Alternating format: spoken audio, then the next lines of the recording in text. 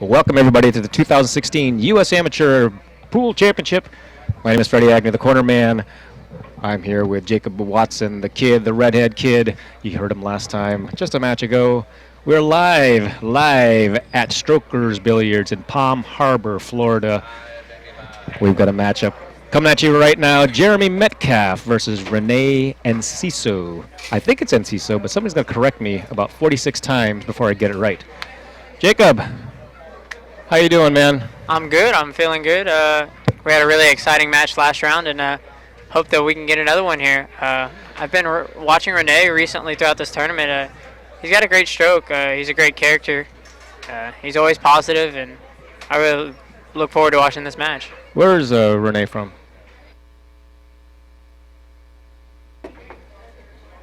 Where is Rene from? Unfortunately, I do not. Oh, he is from Grenada Hills.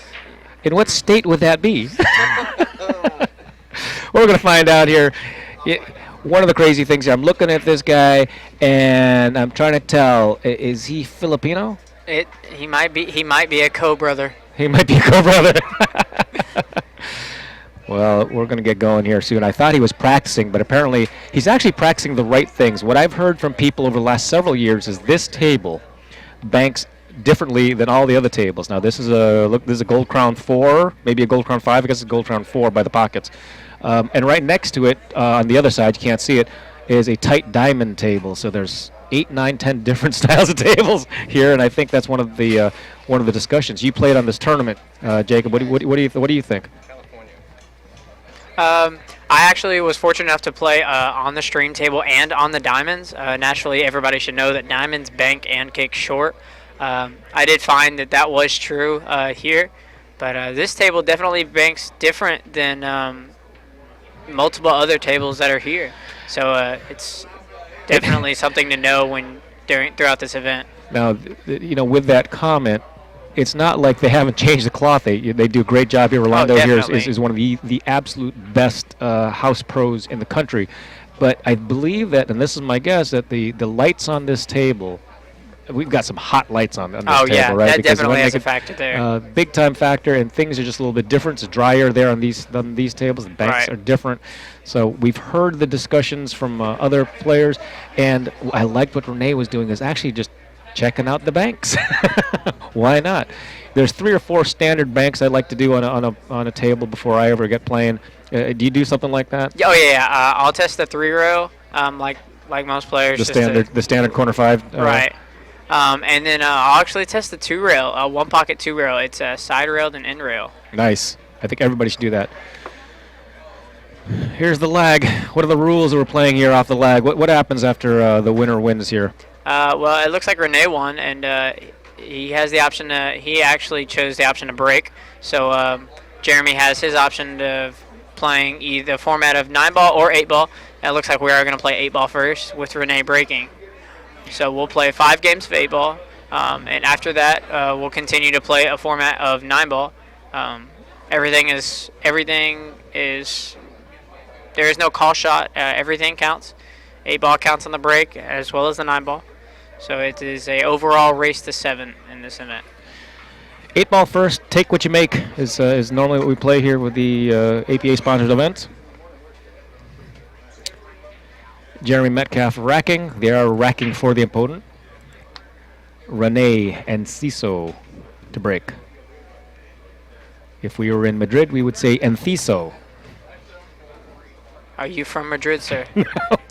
No, but if we were, interesting. He's playing from the second side, which I assume he's going to hit the second ball, which means he's going to move that 8-ball. So I guess it's not all that interesting. You're going to see that a lot more. I play in a lot of events where the 8-ball does not go, and therefore I haven't hit the second ball break in about 10 years, which is probably why I'm terrible at it. But probably both ways, I'm terrible at it, so I don't do it. How about you? Do you do the second ball break? No, actually, that's one thing. That's one arsenal in my game that I don't have. I actually tend to I head break. I hit them hard. Yeah, I've actually mastered my game after 2 players. One of those is Landon Shuffett and another is Earl. And both of those players actually tend to break head on in the format of a triangle. Right. So 10-bar, 8-ball. So I do my best to break head on and shift my weight as much as I can. Dry break here. Jeremy up at the table. How does it lay? One thing I noticed about Rene is he does happen to play in the ACUI, which is actually a collegiate Right. pool league. So Mark Wilson and his students at Lindenwood play in that league. Yeah. So It's not really a league. ACUI is the Association of College Unions. So it is the governing body of the union sports, which Right. includes ping pong, maybe foosball for collegiate. right, yeah. My good friend Mark Wilson, who I had the pleasure of working with at the U.S. Open this year. Were you a commentator there? I was one of the commentators. Oh, then I in the probably end. listened to you there. I bought the entire event. If you bought the entire thing, sure. Then you've heard me for at least 2 matches. Jeremy has chosen to hit the low balls here. Neither balls really look great for running out, but he had to choose the lesser of 2 evils, and he came up short on the 1 ball. He needed to get below it to try to break things out here. So somehow needs to get to the 6 ball, but the 6 ball can go ticky off one of the corner balls, and he just chunked it there. Good news is he's broken out the balls. Bad news is he missed the shot by about 3 or 4 caterpillar lengths. Caterpillar lengths.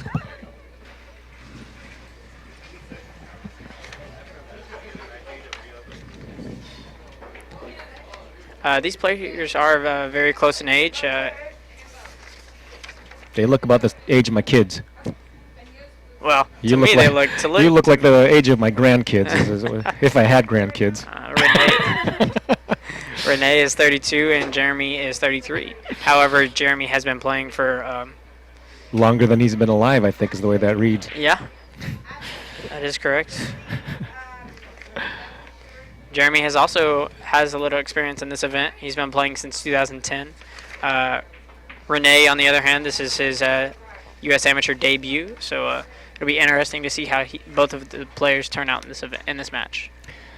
A very interesting shot that Rene just played a safety and tickled out a ball that's still tied up. They're still tied up, but at least he's got something going on down there. The 13 ball can go in the side pocket, very difficult, of course, but at least all balls look like you can get a pocket. They're not exactly easy, but a moment ago, a couple of balls didn't go anywhere. Decent safety. It's not a safety that's going to give you ball in hand, which rarely you're going to get an 8 ball in top play anyway. Usually these guys are going to go running out. Tough shot to begin with. Not a sellout if he misses. That was a great shot there. Good shot. He's going to have to come up with another good shot. I don't think the 3 passes in the upper right. No, it doesn't look good.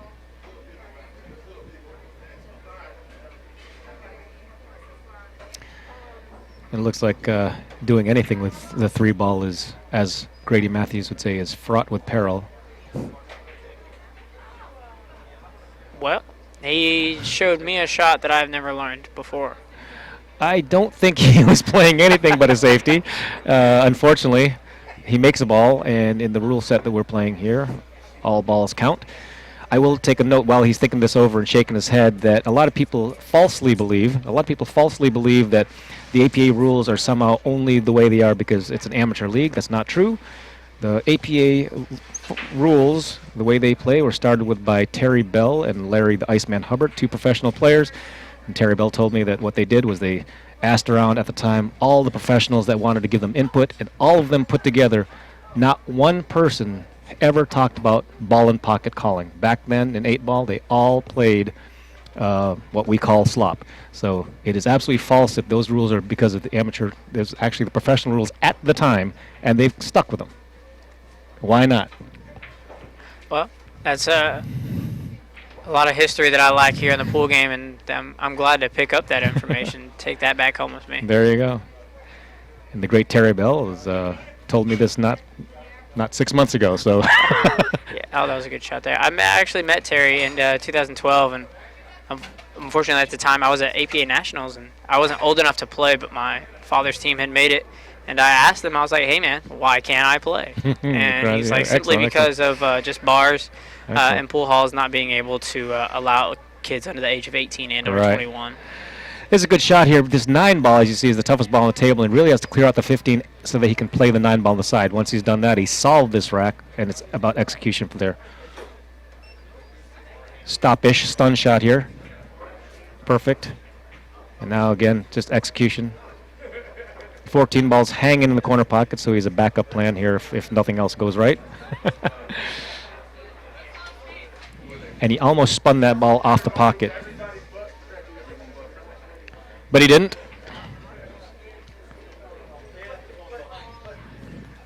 I wholly expect him to shoot the 14 next.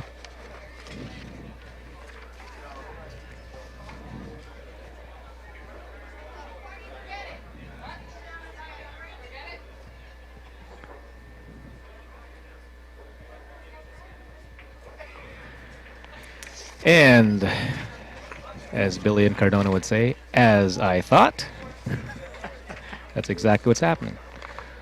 Rene actually has a Tiger Shafts that he's playing with. He has a Conquer Q, is what's listed here, and plays with a Kamui tip. So one thing I agree with there is that Kamui tip that plays well. I'm looking at that Q stick, and it looks like it's got a ring at the A joint, and I can't understand what it's for because I don't think this stick breaks down. It's like, is it a decorative ring? I'm going to power this to the corner pocket and just float to the side. Don't hit the 7. Beautiful. Really nice. I like this run out. I like the way he solved it. I like the recognition. 1-0. Rene Enciso.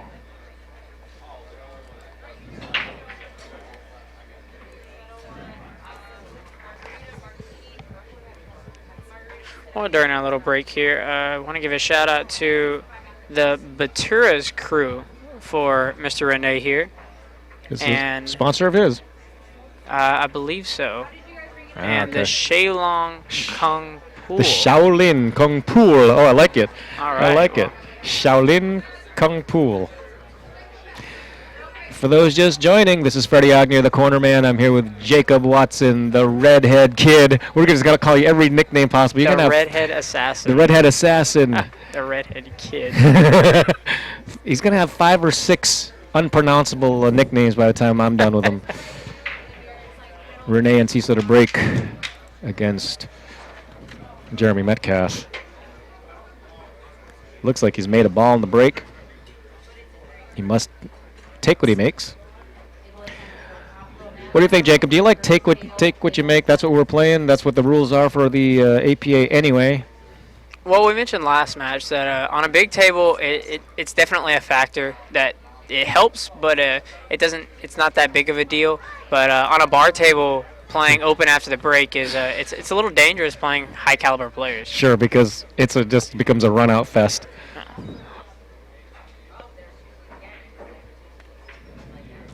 Wow, this ball went in.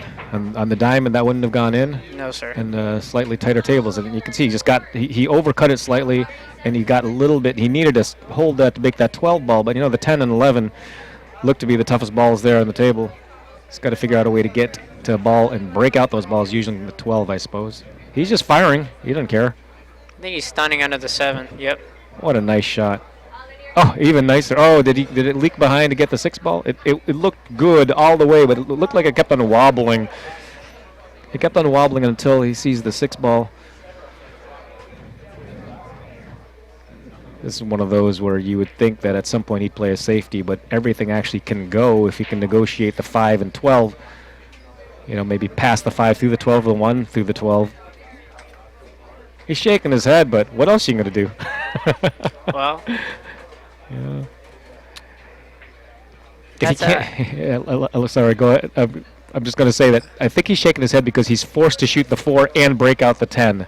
If he could shoot the 6, then he wouldn't be shaking his head at all. But he must be hooked on that 8 ball for the 6, or else there'd be zero reason to shake your head. He would have the whole table to control at this point. And he's in control if he could see the 6. Unfortunately, I don't think he can. He might be hooked on the 8 ball to even hit the 7. Certainly doesn't want to break this out. I think he wanted to. That's not what he wanted to do. That's not really what he wanted to do. And now he took away the 2 opportunities he could make his ball into the pocket where the 12 ball sits. The 5 would have gone off the 12, and the 1 could have passed after the 12 dropped. And now he's kind of moved both of them. One small safety here should put Rene in the driver's seat in this rack. So he might just roll forward here. He has to make sure the 10 is clear. Yeah.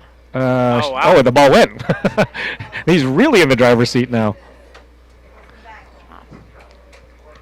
Very tricky shot. Very tricky shot right here. He can make this ball, but he's got to get out. He's got to cut on it. This ball will jump up in the air past the 5 ball. In fact, I wouldn't be surprised if he jumped over the 5 and hit the 8 ball.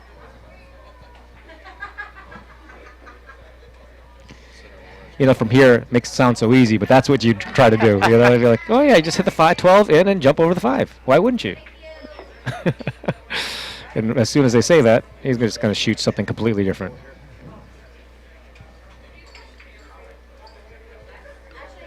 That was a smart shot there. Very smart shot. Very smart shot. And one of those interesting shots where you're safing your opponent on his own ball. Oh yeah, those are my favorite types of shots. That's right. It's also it's one of those that really grinds on you as the opponent because it's like, wait, you gave me every one of my balls to shoot at, and I can't even think about making one. Being right-handed kind of helps him out here. Me personally, being a lefty, I know I would.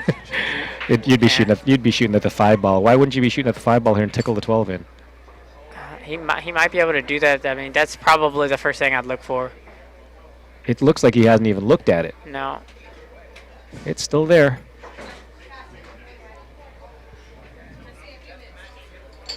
Oh, that's a challenge right there.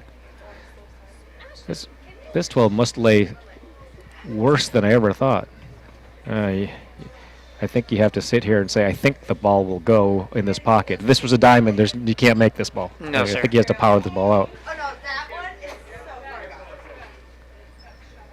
I have a second. A low right-hand English, maybe? Ooh. In case you were wondering if you could call that a good hit or not, you can always tell which direction the 5, since the 5 went into the left direction as we see it, then it must have been hit second. If it went to the right as we viewed it, it would have been hit first. Right. That's one of the standard ways that BCA Billiard Congress of America referees check it out. We're not talking about any other pool league here. We're talking about the WPA and the BCA. It was a good shot, but he kind of got hooked on there. There you go.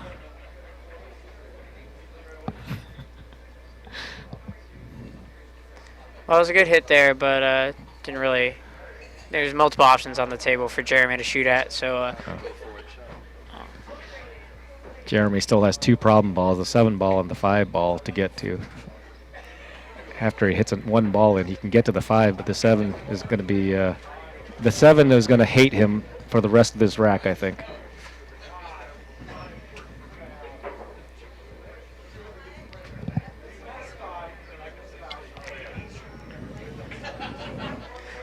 Well, I don't think we're going to see any safeties here played by Jeremy because he's an aggressive player. He claims that your opponent can't win when he's sitting in his chair.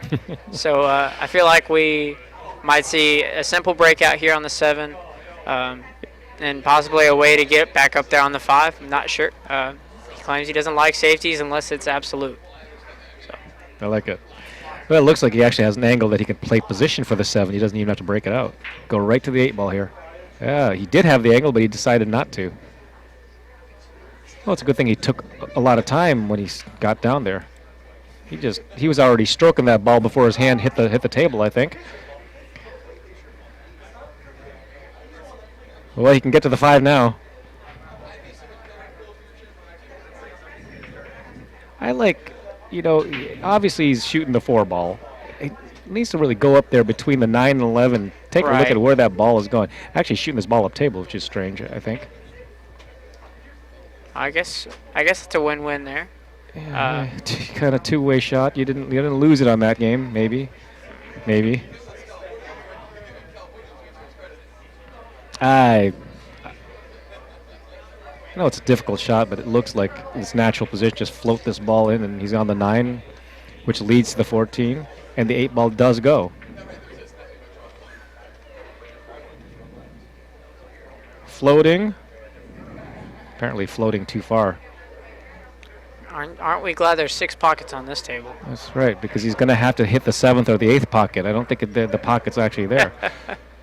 But, to that point, it's also why I'm a big fan of 8-ball, because I can screw up position 4 or 5 times. There's still another Yeah. ball there that's just kind of waiting for me to hit in the hole. That's kind of a good shot there. I mean, I know he wanted to get shape for his 14, but he also didn't want to leave shape for a 4-ball leading to his 5. So now he's got to work back down table for those 2. Right. Good point.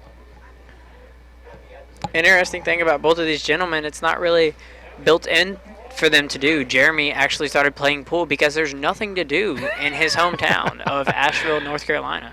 Oh, So come on. It's amazing that he says that, because Asheville, North Carolina is such an amazing place. I tell you what. It's one of the best places in the country for those of you who've never been to Asheville.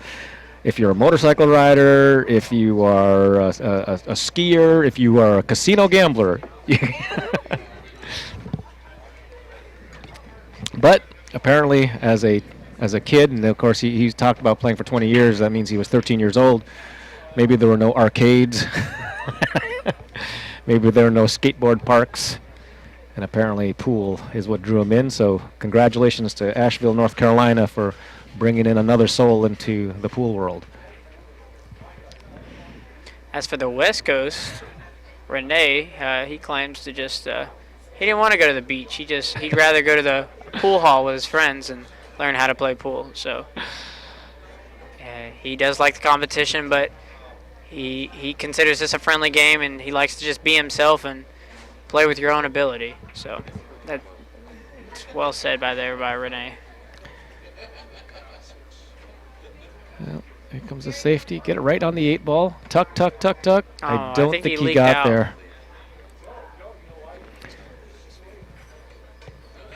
I think he has plenty of room here to just drift over to the left rail and play these two in the same pocket. Interesting on this shot. He probably shoots this shot nearly the same speed as the other shot, but he doesn't want to freeze himself to the rail.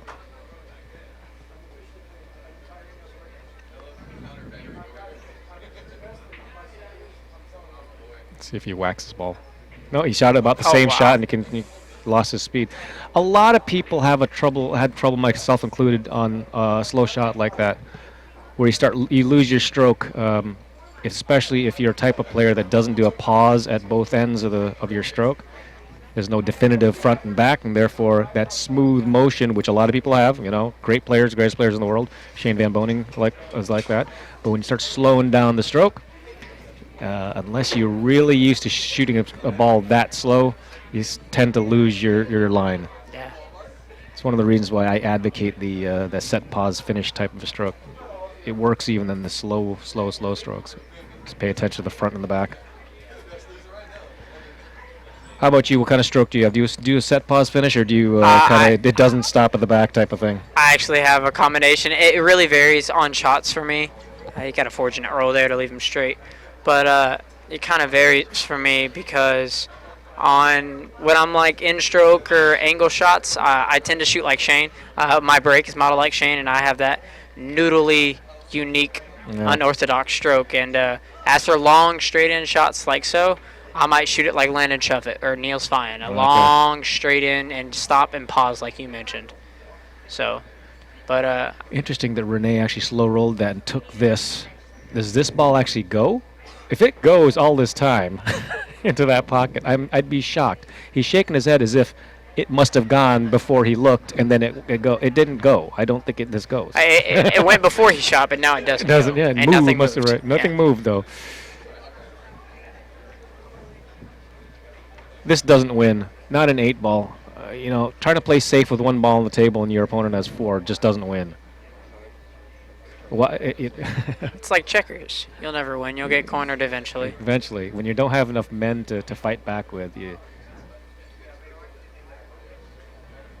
You guys sound okay?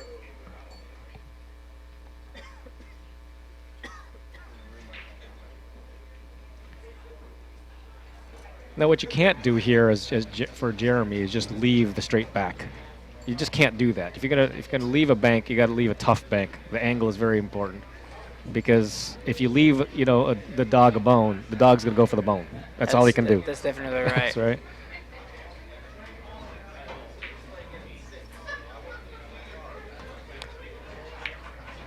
He's trying to play safe there and guess the news. Left the dog to bone there.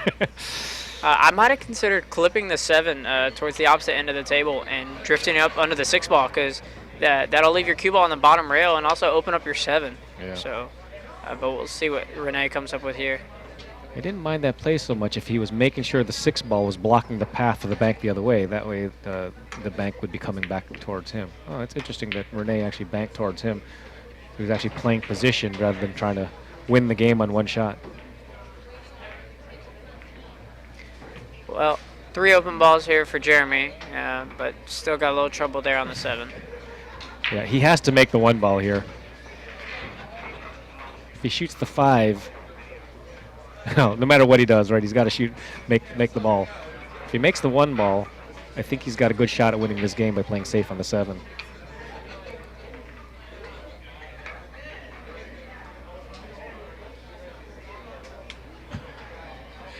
This game is brutal.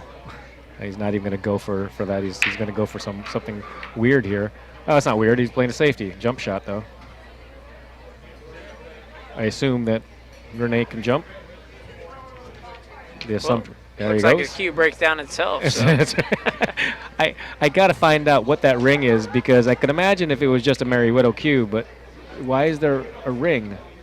I don't know. He's got a Mary Poppins case there, pulling out multiple items of that small case. Purple Heart, I agree with his jump cue. Purple Heart is the way to go for me.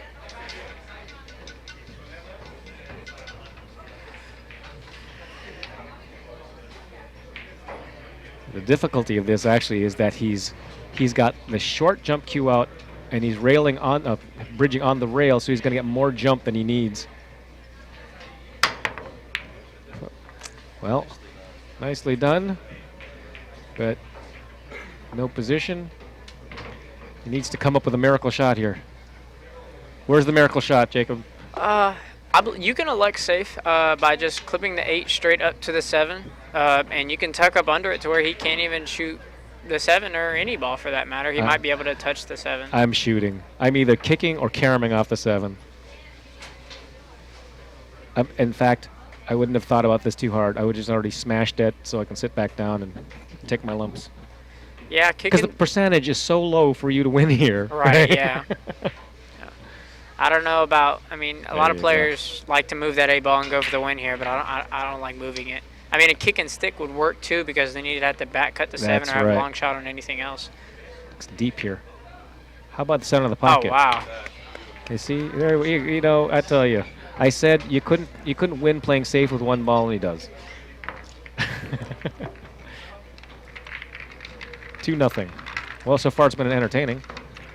30 minutes in, and we're 2 games down. Seems as if we're playing 1 pocket. So now that you've got your driver's license, are you going to be going to the Derby City Classic? Yes, actually. I was supposed to go this year, but I had already missed enough school for other tournaments, so unfortunately I wasn't able to go. But yeah, I feel like it's a great event for me. And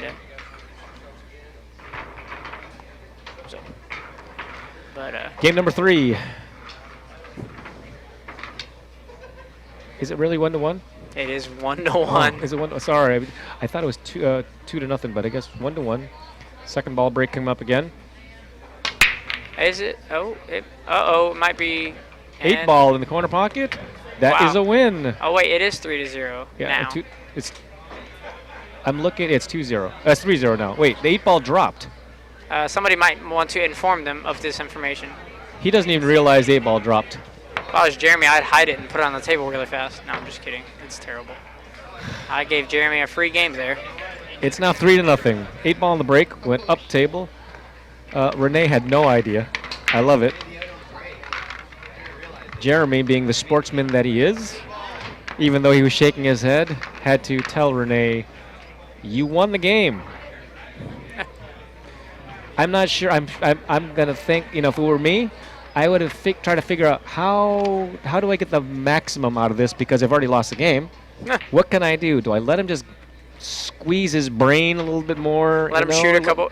Yeah, let him shoot a couple. You know, I might let my opponent shoot a couple balls until he misses. They'd be like, "Hey, man, you already won the game. Just to mess with it." I'll tell you what I probably would have done was wait for him to actually put the ball down. That way he could maximize the stress and strain on his, on his mind on how he was going to run out. And then when he got down, that's when I'd tell him, right there. In fact, I may wait until his second or third warm-up stroke and then say, wait. You won the game. Get that energy out of him. I just taught you something right there. That's a gamesmanship, they call it. You only have one opportunity to do that. When the guy makes 8 ball in the break, he doesn't realize he already won. Table is fairly open here. I think he can shoot either ball, but the low balls look like the easier to run out. Start with the 7 ball. I think he heard you. I think he did. He's about 2 miles away.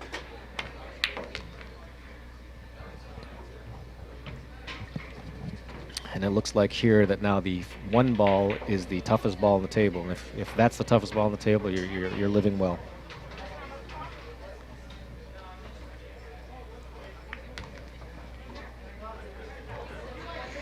What do you think, Jacob, of my assessment? Do you think the 1 ball is the toughest ball on the table? Basically, yes. Because the 5 ball, you have multiple ways to. There's actually multiple pockets for it, but and there's also other ways to get around the table with it. As for the 1, it's a little closer to the 14. Yep. So in the top end of the table. Oh boy, took that one for granted. A little bit of inside English. And got to make sure you compensate for squirt on that shot. I'm sure he compensated, but not enough. Rene looks like he has a low squirt shaft on that cue. This is a Predator he's been playing with? No, it's a Tiger shaft. Oh, Tiger shaft? Yeah. It's a Tiger shaft.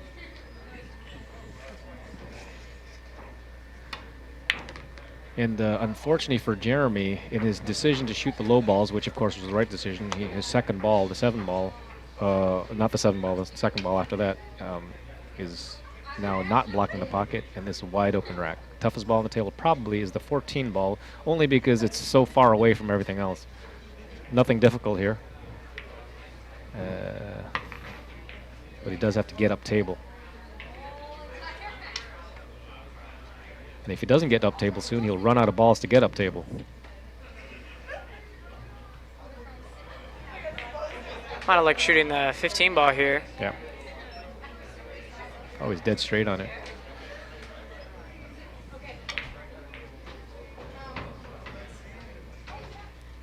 If he's straight, he might elect to just stop this ball, stop the cue ball, then go up table with when playing the 13. Instead, he drew it for the 9 ball. Again, going to run out of balls to get to that 14 because it's still there. He might be able. Does he have an angle here? I think he does. He's got an angle. Yeah. But I don't like that he's not going over there to see where the 1 ball sits. No, he's just going to leave that 14 kind of hanging out there. And now he's run too far. I like what you just said there, that if he played it with a 9 ball in the side pocket, he could attack that 14 from a much better angle than trying to cross the position like he just did. Where's he going here? Flail away? I mean, I might have liked banking this ball. I can't really tell from this angle how much of a cut he has. I think he's got to cut it and take his lumps. He might even possibly shoot the 10 in the same corner if he goes to the base of the table. Sure. Yeah, if he hit it a little bit harder. A little bit harder, the 4 ball is leaping in his way. The 4 ball is definitely leaping in his way. Yes. Should be should be no surprise there. Now he's got to kind of funny bank this. What's up?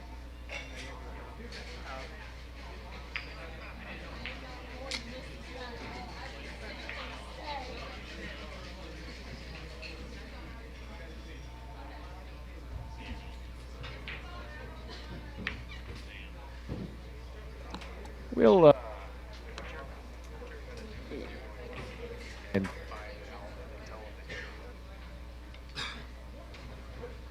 right. So that was unfortunate. I'd say unfortunate for Rene, but really we talked about the 15 ball was the 14 ball was the toughest ball on the table, and he sort of left it a little bit too late in the cross position, and then it really got him in trouble. He didn't have any more balls left on the table to play position 4, and he got batted the 10, leading Jeremy back to the table. Hopefully, you know, these guys, maybe they listen to the commentary. Well, I'd like to thank Jacob Watson for being here. Young man was here, youngest man in the field here, probably the youngest ever at the U.S. Amateur Championship. He does have to take off, and we'll have somebody else take his place.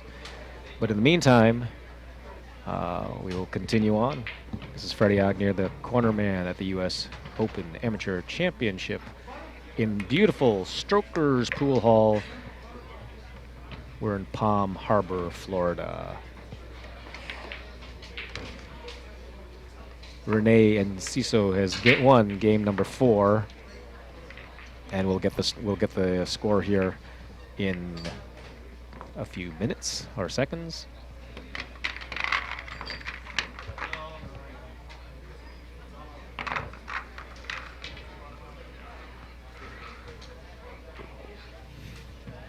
Not something you see every day.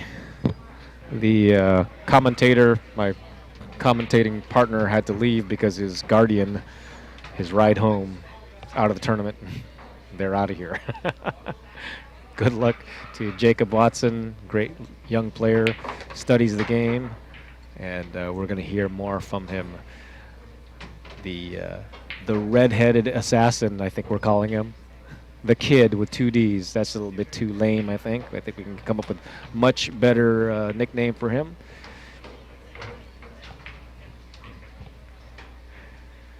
I could think of 3 or 4 right now.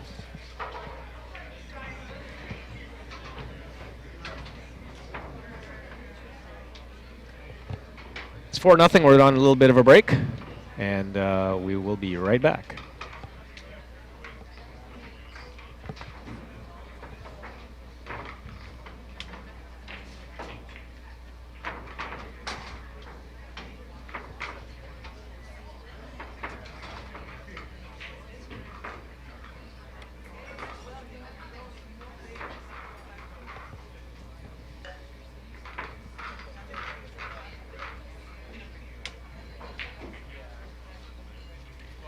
And it looks like Jeremy's back. Rack it up. It's 4-0.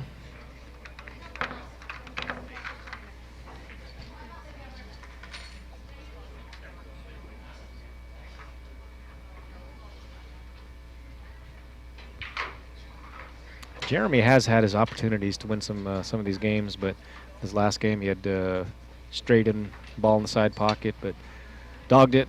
And Rene has come through. Rene's already had 1 8-ball in the break.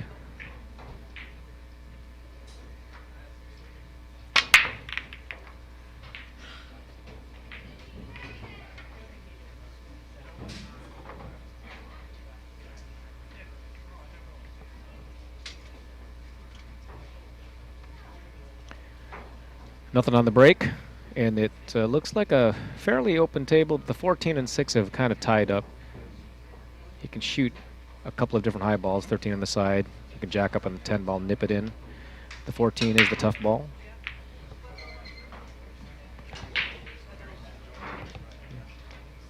Score. It's 4-0.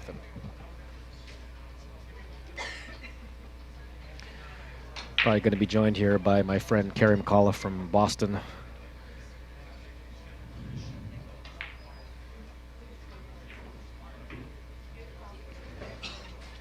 Jeremy looking this over, and he's electing to shoot that 13 in the side pocket. The 14 still is a tough ball on the table, so he's got to figure out how to get on something to nudge that out.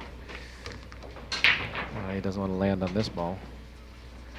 Kind of just looked like he rolled it in without much thought of the next ball, because now he should be shaking his head, wondering what's next. He can't shoot the 9 ball. He's jacked up over a ball. And the 14 still sits there. Well, he is going to jack up and shoot this 9 ball, and I think he's going to be shaking his head after this one, too. Well, he got down for the 10. 14 ball, still the tough ball on the table, and he's got to figure out how to get to it.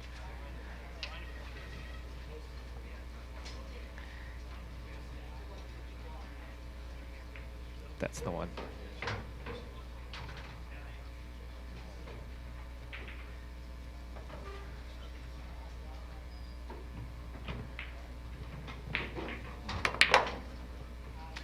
Well, he tried to break that 14 out by powering through it, but came up a little bit short, undercut it just a hair. Now he's got to kind of decide whether he takes this 11 ball on. A 30-degree angle looks like he might miss the 6 ball.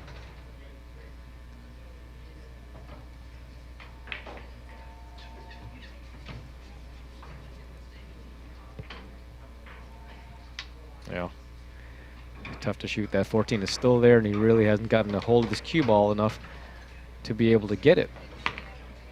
And he's fallen on a ball that he can't get it again.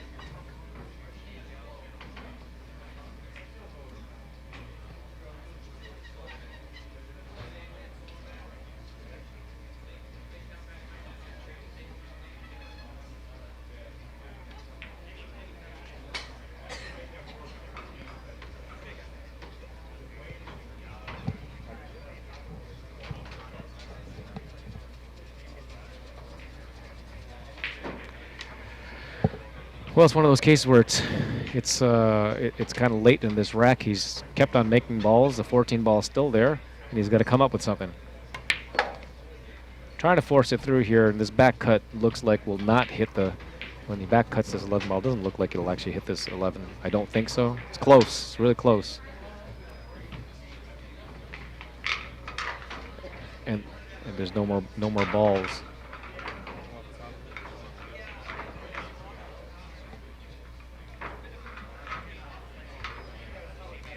He's gonna go. He's looking at it. He's gonna try to thin this 11 ball in. Yeah, it didn't look like he would hit that 6 ball. He actually hit it thick. So if he hit it thinner, he may have had a shot at it, but I doubt it. It's not wide open, but what he's actually left Rene is the angle, the exact angle to go right into the 6-14, and the 5 balls hang there as insurance. And that at least solves the riddle of this rack, and it's down to execution here. It's a 6 ball out. As I view it, I'd like to get that 7 ball out of there. And the moment he's overdrawn this ball, he was actually shooting for the 4 ball. He overdrew it, but it forced him to shoot this 7 ball, which I believe was the right shot to begin with.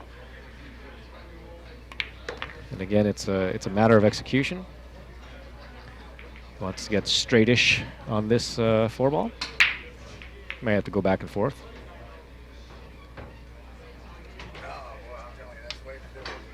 Being joined here by Kerry McAuliffe. Kerry, how are you, man? I'm good, Freddie. How are you? I'm just fantastic. We've had an interesting match here so far. Yeah, actually, I just walked over here from beside this table watching it, and I honestly don't know who these players are, but I'm interested in who this guy at the table is now. It looks like he shoots very interesting. I get the vibe that he plays some 1 pocket. That's what I'm thinking. And he plays pretty good patterns here for 8 ball. At least he's recognized where the tough ball is, whether or not he got to it or not. He was fighting for the tough ball. Jeremy, on the other hand, just kept on not getting to the tough ball, and that tough ball is still on the table. 14 hanging out there. So the shooter at the table here is Rene. This is Rene. Enciso? Rene and Enciso is what I've got here. Oh, okay. Yeah. I like his style. He plays good. He made that nice kick that 8 ball in earlier. That was a great shot. Yeah, and he was forced to kind of do it there because there was no safety on the table anymore. Only the 8 ball was left, and he'd already gotten to that point. Wow. It's 5-0 now, and really Jeremy hasn't really put together enough strokes to look like that he's in this match. And of course, as it gets going, 5-0. Yeah, that's just going to work. It's very difficult to come back. It's to 7. It's a mental thing too. Obviously, he's a champion to get here. Sure. So now they're going to 9 ball. Obviously, this is where things change, or could change. Could change. I've had a couple matches where I just did horrific in 8 ball and actually managed to make a comeback in 9 ball, but too little, too late. Let's see how Jeremy can handle this situation. Well, are they using? Yeah, they're using the wooden rack here. So funny because he hit it like it was a magic rack. I mean, that corner ball fired right in. And well, it actually ticked off a ball. And did it? As you can see, the 9 ball came out. So obviously, was not a perfect rack. Nope. No push out allowed here, right? For the APA. There is a push out in the U.S. Amateur and in Masters. You can push out. Yeah. Okay. Interesting because every time I have a question on the rules, they say, well, it's normal APA rules, except for, and then there's Right. 4 or 5 rules. Yeah, that the except for is you can push out after the break. You can use jump cues. you can use jump cues, that's right. Oddly, there is no 3-foul rule, so that's the one thing that's a little bit different than traditional 9-ball. WPA Right. world standardized rules. Interesting push out here. If he pushes, he's pushing the 9 ball in. It's going to spot. Right. And the spot, Now of it'll course- freeze to the 1 ball, freeze which to is the- sort of an odd choice. And if, correct me if I'm wrong, is this lining up a dead bank? It's a free shot. Well, it is. It's yeah. absolutely free shot. Well, actually, hold on a sec, because the cue ball stays where it is, so that's going to change things around. You're right. You're right. You're right.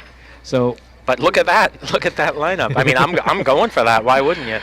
do something. Right? At this point, though, he has to obviously do something else. do something else. Yeah, What does that's he right. do? Push the 1 to the rail and hope he can get behind the 5 ball? He's got to hit this thin and fade the corner pocket. Oh, I like that play. Except for Although it's I not, think it's he not left, safe. he left It's the not edge of the safe. ball, huh? Yeah. And I think if we stood right on top of that ball, you'd probably convince yourself that you would not hit that ball because Yeah, of, you because know, of the this, 30-degree rule. The Rene cue ball here will always banks come out. pretty good from what I could see, so I bet this is a hanger for him. And even if he doesn't make And it, I was it's right. absolutely safe. Two-way shot. Yeah. Yeah, I like the way he strokes. Yeah. Everything looks like if he played 40 Smooth. hours a day that he would be, doing some damage on the West Coast. Absolutely. I see it says he's gonna from come up- Granada Hills, but do we That's know California. what state? California? That's Okay. California. Oh, wow. He just got there, and now he's really, it's a matter of execution here. There's nothing but connecting the dots here and executing. Hold your head together. What I have noticed, Kerry, is that on the slow strokes, he's lost his line. We had some nice angles here. Oh, yeah. Yeah. Not thrilled with that shot because now he's playing. Yeah, I thought he had to go just a hair more, but I guess this is not as sharp of an angle as I thought. Yeah, he But you see how he seems had to stroke shoot that- fearless. Yeah. I mean, he's got a big stroke, and Yeah. everything just goes in smooth. You know, honestly, at this stage in the tournament, to have a, I mean, I hate to say it, but it's sort of a blowout at this point. You know, if he goes up 6-0, that's unusual at this point in the tournament because you got a lot of guys, everybody that makes it this far obviously can play. He shot this shot a couple times. Oh, he went to the inside. I thought he'd do that Well, he drag did, draw he did up. come up a bit short here, but Yeah. I mean, the way he shoots, I think he's going to be okay. And he looks like he's loose. Yeah. Yeah. Man on the hill. Wow. Yeah, I really like his game. So if he's on the 1-loss side, I wonder who it is that knocked him over. The tables. Maybe. Yeah, it could be.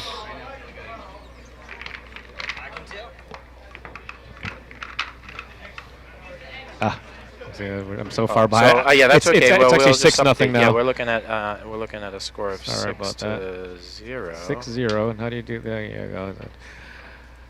So there's our score right now. Let me put this down so we can watch the break. They crossed over the top. It wasn't a solid hit, so as it is, he didn't make a ball. And this is This actually looks pretty good. I mean, It this might be does. just what Jeremy needs if he's going to mount a comeback. Now is the time. yeah. So there's 2 things that he needs. One, this. So now he's got the lead. Second is a clean out because this Yeah. is a road map out. Yeah, this everything Cosmo. lays beautiful here. If he gets good on... wow, I guess he's just a little out of it, Yeah, and this is tough at that it's, point. It's the mental game, right? Nothing seems right, and he thought he needed to slow spin that with inside, and I don't disagree. I don't either. I mean, he, sometimes on the new cloth, the ball wanders a little bit. Yeah. And you know what's crazy? Here's something. Here's a guy that was shooting straight at a ball, and he knew he had to slow spin with inside. He misses it, and the other guy just twirls behind his back and just goes in with inside, Wow, gets good. It's a great example of how When your mood, your feeling about the Exactly. match can influence your stroke and everything. Right, because that 2 shots in a row that were free stroke, this one he's probably going to smash it to get out to the floor. Yeah. He's almost dead straight. Oh, no, he's going to play to Short the other side, side. huh? Why not, right? The Brooklyn side, and he's perfect. I watched him slow roll some real long distance balls too, and that's impressive. And this here, if he's not on, oh, good thing I didn't say anything. But No look kidding. at the way the 6, 7, and 8 play. If he's not on the 9 ball in 2 seconds, yeah, he's flirting. He wants to make me wrong here. And now the 8 ball's in play. Well, this is great now because now he just rolls the 7 and plays the 8 in the same pocket. You know? He's playing like a man with a 6-0 lead in a race to 7. A lot like it, yeah. Well, as he's running these balls out, let's just remind everybody that this is the 2016 U.S. Amateur I think Championship. he forgot his inside English on that one. Well, either that or he put something. Yeah, these rails don't grab. The cloth is still relatively fresh, and the rails don't grab so much. I know you're saying that, Kerry, but the last match which you just did, somebody hit an inside English shot. Wasn't it you that you were just doing this match, or maybe we were over there? Somebody shot an inside English shot. Oh. In the last match. Yes, and it really did grab some like crazy. Serious grab. Look at Look And at him he shoot just that puts ball that like in. nothing, huh? There's another circus shot he Yeah, made. he's in the can do no wrong mode. That's right. And this one is a cute little shot. It's deceptively difficult. Yeah, So this is slow, not low- the shot I like. Stun to the rail with English. Stun to the rail with English. Yeah, he hit it great, but a little firm. For a right-hander, it's perfect, right? He's If he was fine. left-handed, it'd He's be fine, huh? awful. If I'm shooting this for the match, I'm happy with that. And he's slow pedaling here because he knew he hit it too hard, and yet it came out as good as it could.